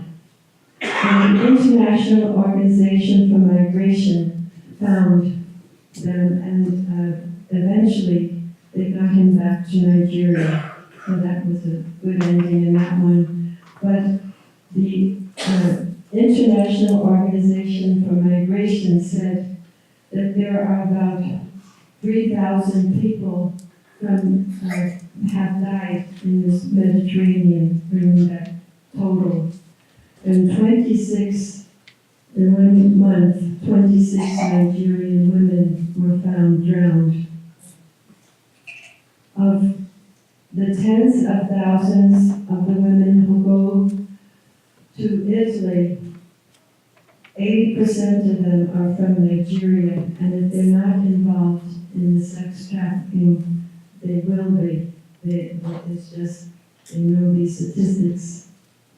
In India, the government does not fully meet the minimum standards for the elimination of trafficking. It's on Tier 2, but they are making some efforts. And there was a little clip called Sanju and Wood Weave. Wood Weave is an organization of a carpet industry that does not use forced labor of children. And if you could Google that and look it up, you would see a story of an 11-year-old girl weaving carpets from 4 a.m. to 8 p.m., 24/7. And her hands were getting, like her grandmother, she said, it's about 1 million knots in a few minutes that they do. It's terrible. Another source of this forced labor is to know the chain. That tells you how many companies, like Intel, these are American companies or international, that they try their best not to have forced labor in their supply chains. And one of the high schools in Boston has gone to town on this. They looked it up and they saw that Adidas is leading company in footwear that doesn't have forced labor. And they're way over Nike. I have to get these, I might mispronounce them. Nike, isn't it? So they went to Nike and they said, why don't you have your act together? If you don't stop using forced labor, we're going to take our business to Adidas. So that's something that the high schools can do if you like. Now, Kenya is Tier 2. It doesn't meet the minimum standards for the elimination of trafficking, but it's making efforts to do so. And we have a sister there, Mary O'Malley, who has been working in human trafficking for many years. She started by educating the people in Kenya, making little groups who would go into the villages and educate more. But she's told us a shocking story of the latest development of people coming from the Middle East country, Qatar, wanting women to volunteer for a cesarean section after being artificially inseminated. They're not told this, but when the baby is born, it's sent back to Qatar for organ distribution. And Sister Mary was able to identify 2 women in the slums of Nairobi. One woman was 42, and she wanted the 150,000 Kenyan shillings, which would educate 3 of her sons. And the other woman was a young woman who had 3 children, and she was desperate. She wanted the money, but Sister Mary convinced her not to have it, and she had to hide the woman because she would be killed. And then she distributed her 3 children to different relatives. Now the relatives did not have much food, and the children came back looking terrible and very malnourished. And she had to spend about 5,000 euro, 500,000 Kenyan shillings to resuscitate this family, to get a job for the woman. And it was just awful. And young children are also exploited for sex tourism in Nairobi, in the coastal areas of Kenya. And I was amazed to find that there is a a website, notmylife.org, that showed men from the United States going to Thailand for sex vacation, mostly for 8-year-olds. They were involved in pornography. And you could see the children of these 8 years old before the men came. They were happy and playing. And then afterwards, they were just lifeless. Like the whole life was taken out of them. And there are organizations such as ECPAT International, which is trying to end child pornography. And if you go to hotels like Hyatt, and then you have lesser expensive ones, Hyatt, Hilton, Wyndham, they are training their workers and their staff to look out for human trafficking. And I'm staying in the Holiday Inn, and I'm certainly going to ask to see the manager and ask what they're doing in Foxboro and in this field. And that's something you can do too.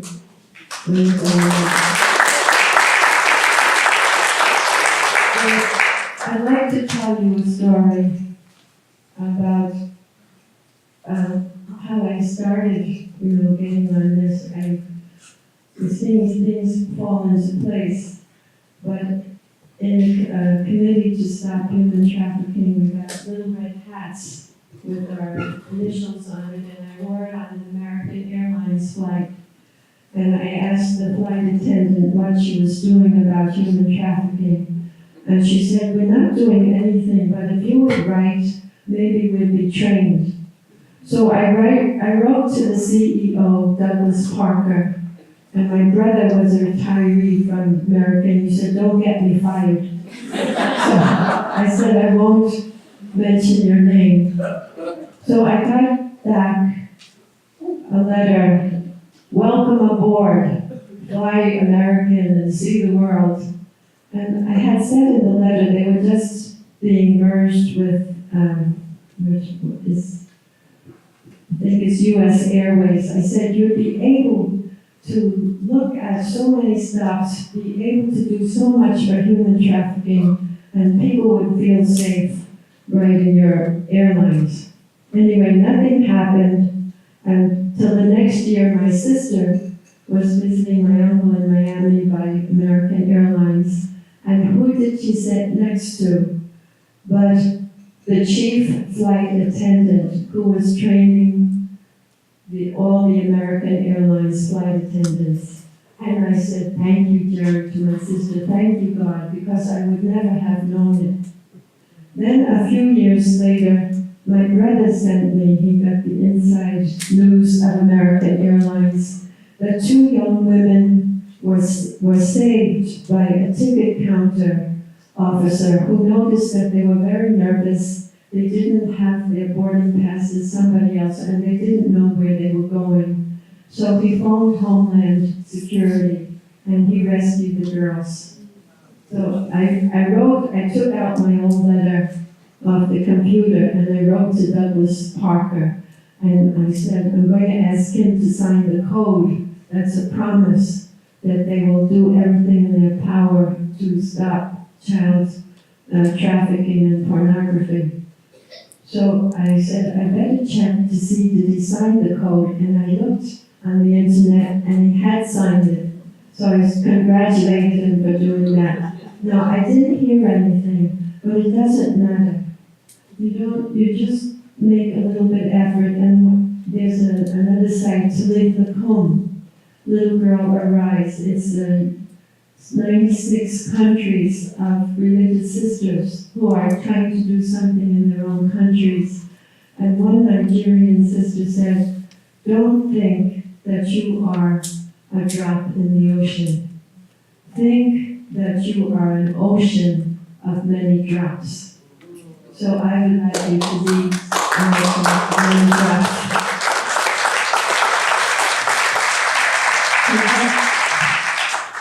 So that brings me to the points of what you can do. And I would start with a thank you to anyone you know is doing something and support their business. The ones that are Intel Hewlett Packard, and Apple. That you can see these all, there's so many, every company that you can think of is listed. And if they get a low rating, ask to see the manager and ask them why they have a low rating on their chain. Each company has a code of conduct, a vendor code, corporate responsibility. They say they are doing human rights. And you can get to know, I just phoned and had a phone call from the Vice President, TJ Maxx. I don't know if you remember, 2 years ago, there was an article in the Boston Globe that they were receiving a supply chain from Los Angeles, Korean one, that had only paid $4 an hour when the minimum wage was more than $10. So it took me a while to get the courage to go and ask, but once you do it, you get more courage. And I told her that I read her vendor code of conduct and corporate responsibility. She said it's 286 pages, but I know how to look. You know, that you don't read the whole thing, but you look what it is. And I said, you know, this is very good. I hope you're living up to it. And they said they were really trying their best to do it. And so I thanked her for the call, and I said I would promote TJ Maxx. So it's nice to do that. So thank you. Say thank you to anybody. When you travel, there's also Truckers Against Trafficking at these truck stops, Flying J and Love here on the road. And ask them if they know about this Truckers Against Trafficking that are looking out and reporting human trafficking. And one trucker said that he didn't know about it 7 years ago when a little 16-year-old came knocking on his door, "Are you lonely?" And he said, "Go away, I'm sleeping." But now he felt bad that he knows that there are trafficked girls, you know, that they do something. Then if you could take the time to do a slavery footprint. We all think, oh, we're not slaves, we don't have any slaves, but it's amazing. I have 43 slaves working for me. See how many you have. Even our cell phone, I just found that out, is forced labor from the Democratic Republic of Congo. And I just got an email today that London Metal Enterprise is working on this, that they won't have forced labor in children in a few years. It all takes time. But even our cell phones, and now my brother's buying an electric car. They have big cobalt batteries. You think they're saving the gas. So we have to pray for these children, you know, this forced labor. It's awful. And I thought, you know, to try and speak kindly to those you meet. There might be a man that's lonely. I don't like it. It might boost them in school. It might stop bullying. To include everybody. To be nice to everybody. Because we are meant to live life to the full and have some joy in our lives. Otherwise, we look for it in dark places and are not satisfied. And do whatever you can to increase gender equality. It's a very slow process and one that the United Nations is trying to reach through the Sustainability Development Goals to be reached by 2030. Unless we eliminate poverty, women have no chance to defend themselves from this horrible recourse to prostitution, either by choice or exploitation from others. Support efforts that are made to reduce the demand for supply, which the speaker spoke so beautifully about. Let us all be this drop in the ocean of many drops and bring about a big wave of life, liberty, and the pursuit of happiness. Thank you very much.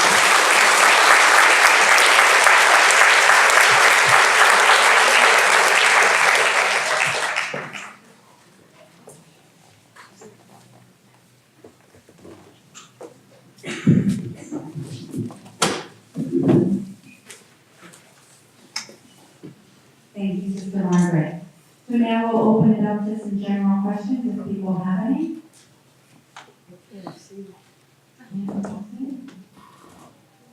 Do you have questions for any of the panelists? It's not really, it's just general, because I haven't had a chance to look through the booklet. But if I do have, if I want to contact anyone to get more information, it's in here, on the paper that was at the desk. I don't believe their contact information is in here, but if you contact the Foxboro Rotary Club, we can connect you through. Thank you. Was information was she asking for? She was asking for speaker information. Yeah, I have, they got that in there. You have the card, okay. So Joan's cards are in the program. She put them in. Did anybody else put their information? Okay, so there was an information sheet that was in your program for me, okay. And there's an art program that I'm doing for a state house in Boston. If anybody in the audience has any art ability or just likes any kind of art that you do, it can be painting or it can be cloth or whatever. We're decorating this safe house with original art, whatever it is. And you just can't imagine how thrilled these girls are when we went to hang some of the pieces that I received. The art is one thing. The fact that somebody would actually make something for them is beautiful to see in their eyes. And you just can't believe anybody would just make something specifically for them. So if you want to get involved with this, my email is there. Also, I have a card here, which is my business card, but on the back of it is the 800 number that you can call if you ever suspect that there's any trafficking. You know, if you see something that you suspect is trafficking, you don't want to really approach them, right? Because they might be watched by the pimp or somebody else. But you can call this 800 number, which is in service 24 hours a day, 7 days a week, speaking 50 languages. And you can give them any information that you have about what you saw. They then get in touch with local police, and the local police get involved. So take as many cards as you want, put them in your wallet, put them in your glove compartment, wherever. If you see something, call this number.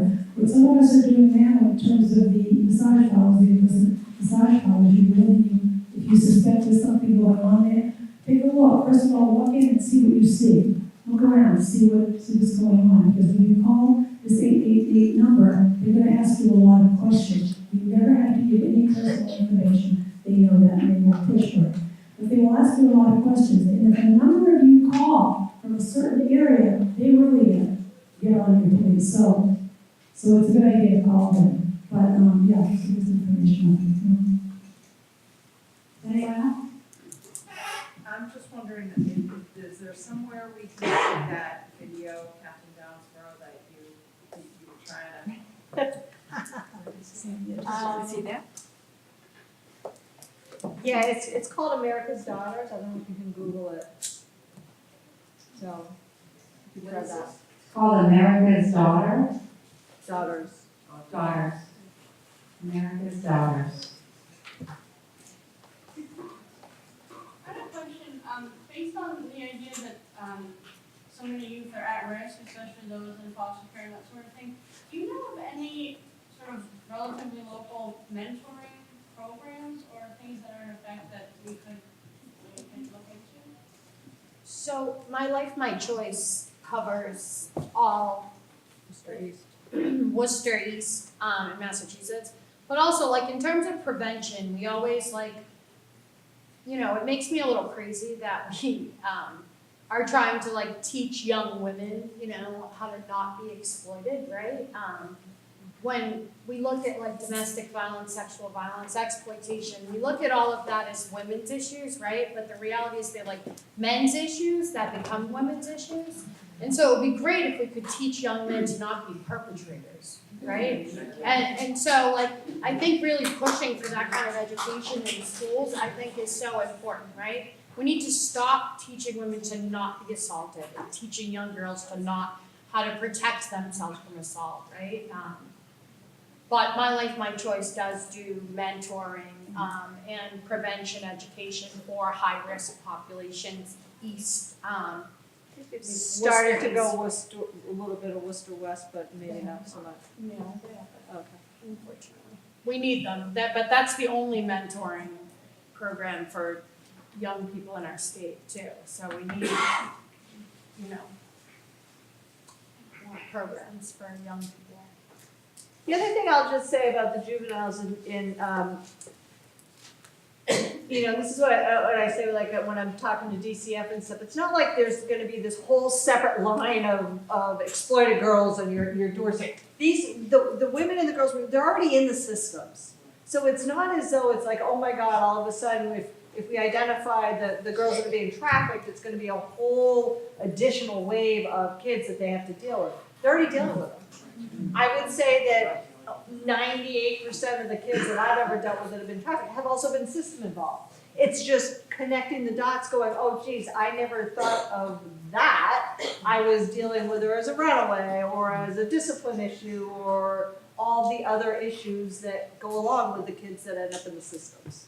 So I just think that's important. So I guess my point to the mentor thing is the mentoring is great, but let's not forget that there are kids that have normal kid issues and that bring them to these systems. And sometimes I think we try and find the too perfect a fit, and then we forget that there's other things out there that can, like the trauma stuff, or whether it's addiction or whatever is going on.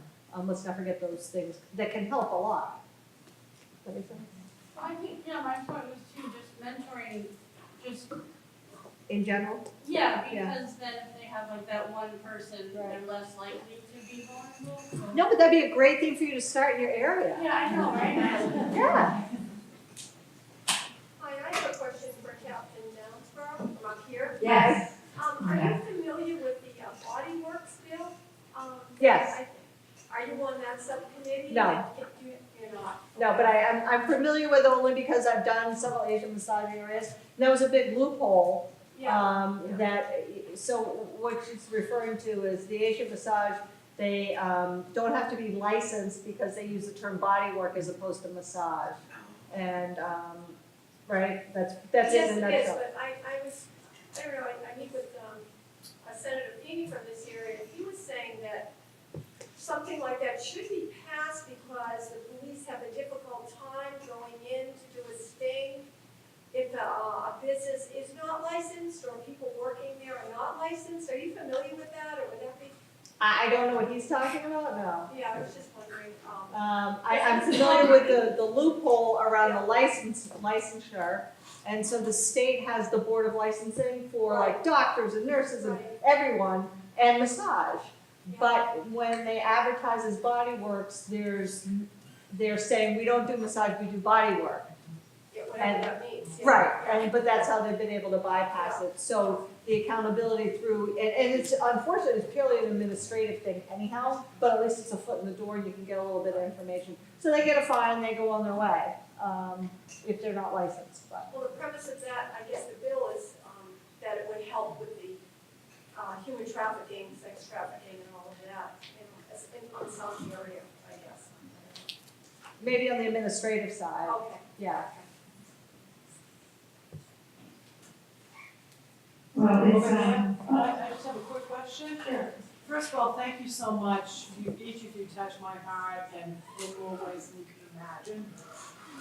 For somebody who wants to get involved or take a step but doesn't know where to begin, because you've given us so much varied information, can anyone recommend where would I begin? I want to do something. What do I do? I would say, what's your passion? Like, what kind of thing? Because there's a lot of different things you can do. Is there one area that, everything sounds like it's equally important. So for somebody who doesn't really know where to begin, how do I donate, or how can I be of service? So I always think donating, so like, as we were talking, as I think everybody has mentioned, like this is like an under-resourced, underfunded area of work. So, if you have the capability to donate. Money is always helpful, right? But in addition to that, it's not always, money is not something that you're able to donate, right? like skill, like reaching out to organizations that are doing this work, like when you talked about like the art program you're doing, right? Like sometimes it's not about money. Like we have people different, we're doing a project with with some survivors in our area, and different community-based like programs and community members are coming in and like teaching our women skills, right? So like, you know, there are things that like a lot of us didn't get to like learn essentially, like prior to getting into prostitution, or like, you know, so like we have people come in that teach credit repair. We have people that are coming in teaching how to like do healthy grocery shopping and meal prep, right? So like everybody, you know, even if it's not like money that you can donate, we all have something to offer other, you know, other people that are trying to exit. But money's always super helpful. Can I answer that too? If you're interested, I know that we always get that question, what can I do, you know, everybody wants to know, put their arm around somebody, and these girls just need a lot of services, so that's not anything that you can do, but you know, as Vicky said, there are some skills that you could have, that we know people that have them, that could be helpful to them. They could set up a program around it. Another thing is, I think if you could, maybe people who are interested in getting involved in some level, if they could just leave their emails out there, because I know we have some things coming up that I'm not really privy to talk about right yet, but we may have some things coming up that we would like a lot of support for. And I'm not talking about a dance or anything, but maybe about a walk, you know, something that we could do annually to bring some attention to this. And so is there any email addresses that we can get, and people that might be interested in joining us would be very helpful. Maybe we could do something on an annual basis. I know we're going to be talking about this type of thing. So maybe as you leave, if there's a piece of paper out there, you can just all leave your email and just any comment that we might be particularly interested in. I just wanted to get the rest of things. We actually did take email addresses for people that came in tonight, so if you missed that opportunity, you still have to do it. There's a table on at the exit of each door. I think this is a great opportunity for us to just take a step back. We know we can't change this overnight, but what we do know is that the Foxboro Rotary Club is grateful that all of you have taken this first step. In your program, you'll see a page called Be the Change. And those were a list of action items inspired by our speakers, things that they submitted to us, small things that you can do to get started. You have to start somewhere, and it can be something very simple, like if you see something, say something, right? Put that hotline number in your phone, or carry that card with you.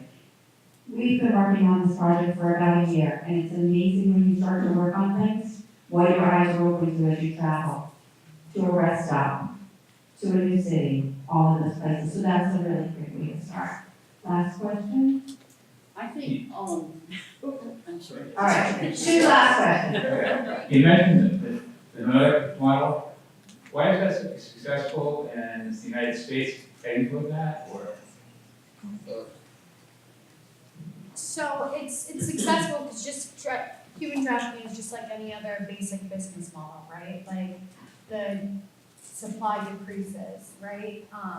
When the demand decreases, right? Just like, and so it's been effective because while we're decreasing the supply, we're also offering people a way out. The thing that the difference in when we look at it in like Norway, I mean, they have government funded like programming for education and job training. We don't, right? So I think other places that have implemented it like have different systems, I think, in place. And it's also more difficult in the United States because we're big, but also, you know, each state has a set of different laws, right? So it's not like the United States that once will pass it.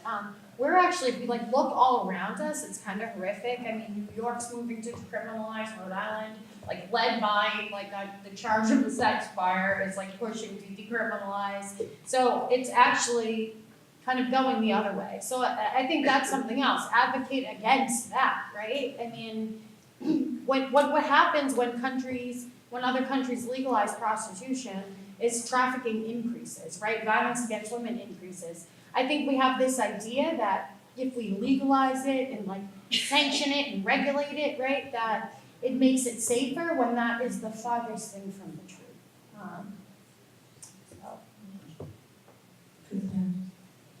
I've had the privilege of going to CEAS meetings in Boston Mayor office, Mayor Walsh.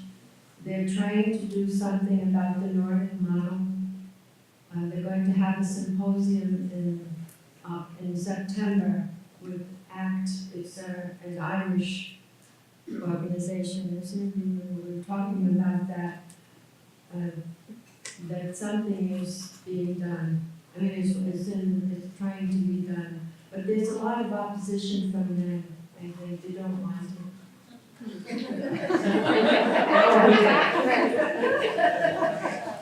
And there are 9,000 hits daily. There are businesses in Boston that have pledged to a zero risk tolerance, that between 10 a.m. and 2 p.m. there will be no hits or sex during the men's lunch hour. And there are about 36 businesses in Boston have done that. So the men are trying. And also at the CEAS meeting, I'm very sorry I don't have the name, but there are two gentlemen that spoke about what they're doing for men. One is going to the high school in the Cape region, that he's training the young men how to be men, how to stop bullying, and how to respect women. And there's another man who came from Western Massachusetts, who was originally from Seattle, Washington, and he has support groups not trying to get men who have bought sex to get out of it. And he says that men who buy sex, that 70% of them regret it. They don't know why they do it. So they talk about it and trying to get it. They won't do it again. Part of it, increasing the stigma and also the penalty. The Nordic model is a part of that, yeah, so fines and penalties for buyers and sellers, so pimps and traffickers increase. And so it's essentially decriminalizing for the prostituted person, so I couldn't be arrested for my own exploitation, right? Offering exit services, and increasing fines and penalties for buyers and sellers, essentially is what the Nordic model entails. And then offering exit services. And just again, we can have all the laws and the Nordic models and all of it, but until they're enforced, we have a lot of laws on the books, they're not enforced. People, dogs are not arrested. And so when there's no, when we're looking for arrests, there's no consequence. Well, they are arrested. Well, they're arrested, So, but it's also the arrest, it's a simple misdemeanor, so they all cry like babies when I'm putting the cuffs on them, but they're bailed out in 35, minutes, and we get repeat offenders, so, the consequence isn't, usually it's, I'm married, please don't do this, can't we talk, this is gonna ruin my life, and I say, sorry. You should have thought of that before you walked in here to buy a woman. And so, but seriously though, but I don't think it has a lasting impact. And I just want to say, you arrest buyers, but I mean, if you look in Worcester, for example, for the last 20 years, women were arrested 100 times more than the men. They just literally, like after they were publicly shamed, right, by the New England Investigative Journal, did they start arresting men that are paying for sex. And most places, I say most places, are still arresting prostituted women and not men that pay for sex. I can't tell you how most in Massachusetts, let's be realistic.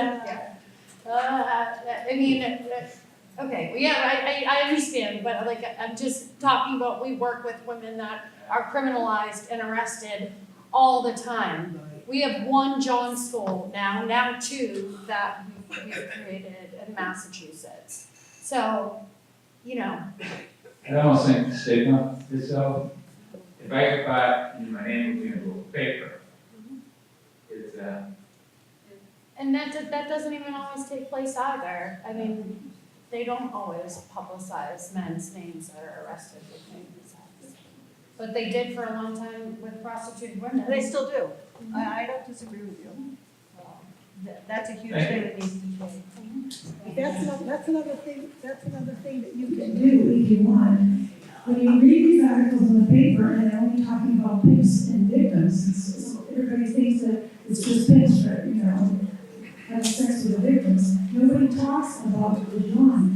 Tweet or email or text them and say, no, I just heard your article, you didn't mention the John. What about, let them know that you know something. You are the one that's buying their paper or whatever. They will pay attention to you. We need to get that word out there that, we know that there are Johns that you have to stop mentioning it. And they'll do it for you. Okay, just two final questions so we can keep on track this evening for those of us that have to leave. But I'm sure the speakers would welcome anybody to come up afterwards. So, I don't really have a question, I do have a suggestion for the woman that asked the question, what do I do or what can I do? I feel like I want to do something, what can I do? As somebody who spent 15 years working in Latin America, I would say you have a perfect opportunity now. You want to do something, you all have families, you have males and females in your family, you get together with your families over the coming summer months, how many barbecues are you going to be at? Next time you have a family member, a relative, a friend, a neighbor who has somebody in the family getting married, inquire about the bachelor parties, okay? Teach your own sons, your husbands, your brothers, your fathers, okay, what the correct terms are, where the damage is being done, and what role they're playing. Talk to your neighbors, talk to your friends, educate them, not just in the next 7 days, but think about being here tonight over the next 6 months, the next year.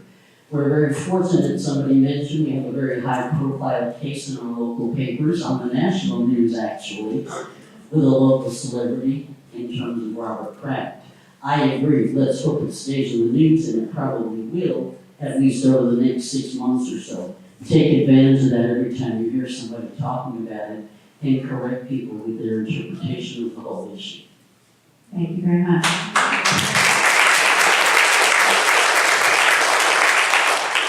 Hi. Recently and over the past few years, Foxboro High School has done seminars and has talked to seniors about abusive relationships and about how there has been a lot of sexual assault when you go to college.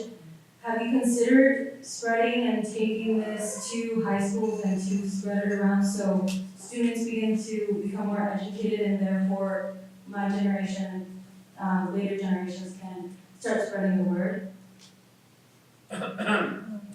So locally, so I'll just speak for like our public school system, like getting into the Worcester public school systems is like trying to get into Fort Knox. It's like they will not let, like you're not, they don't even have sex education, like comprehensive sex education in high schools and in the school system in Worcester.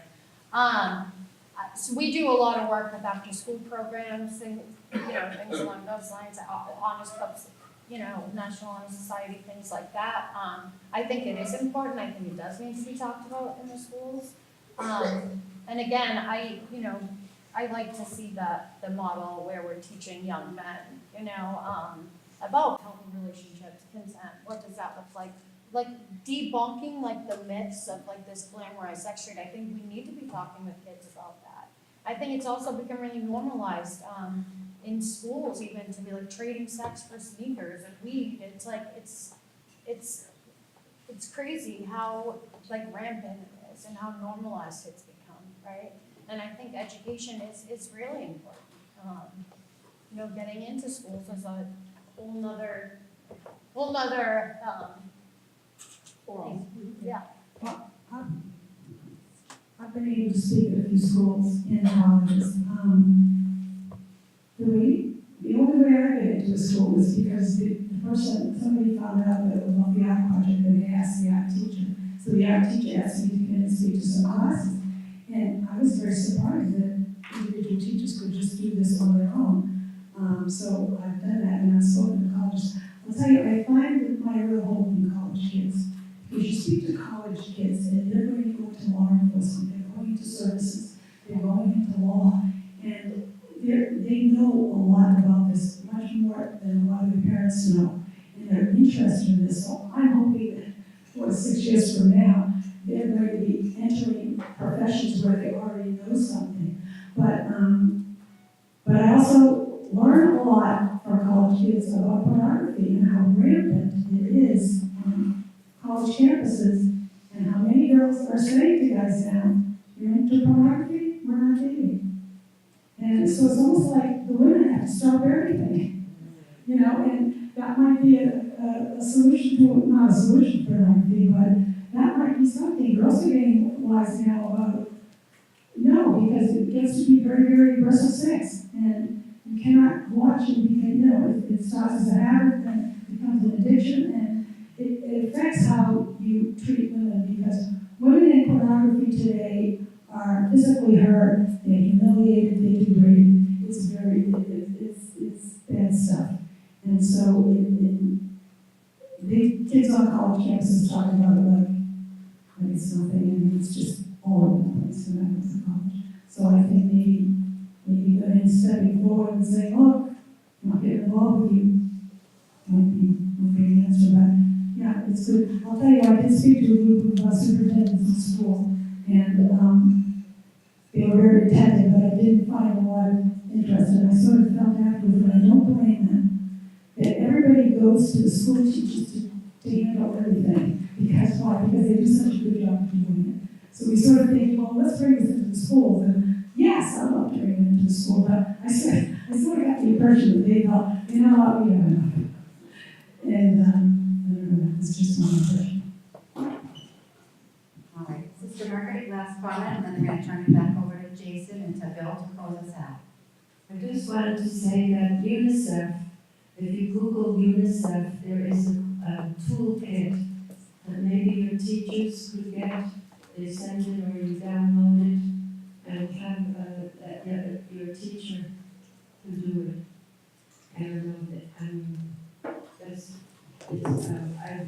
I've been to the meeting in New York with UNICEF representatives, and they advised that.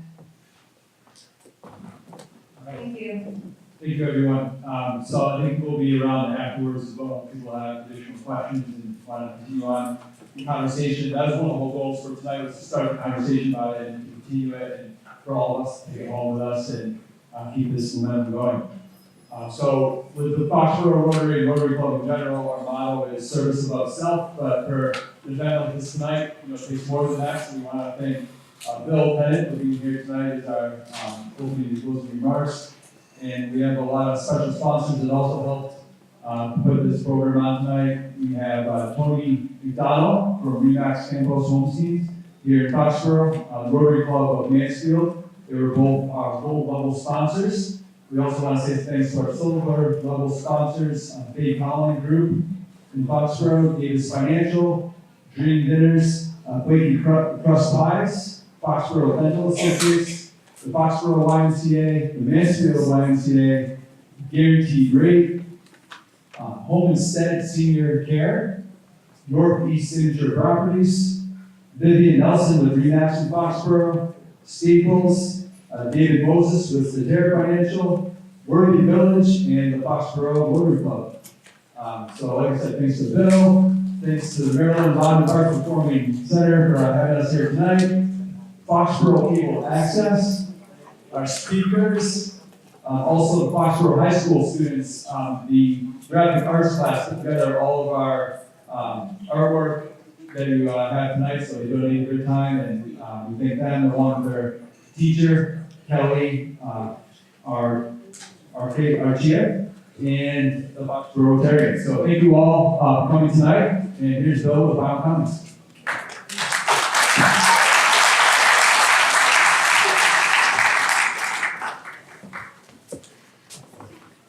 Wow.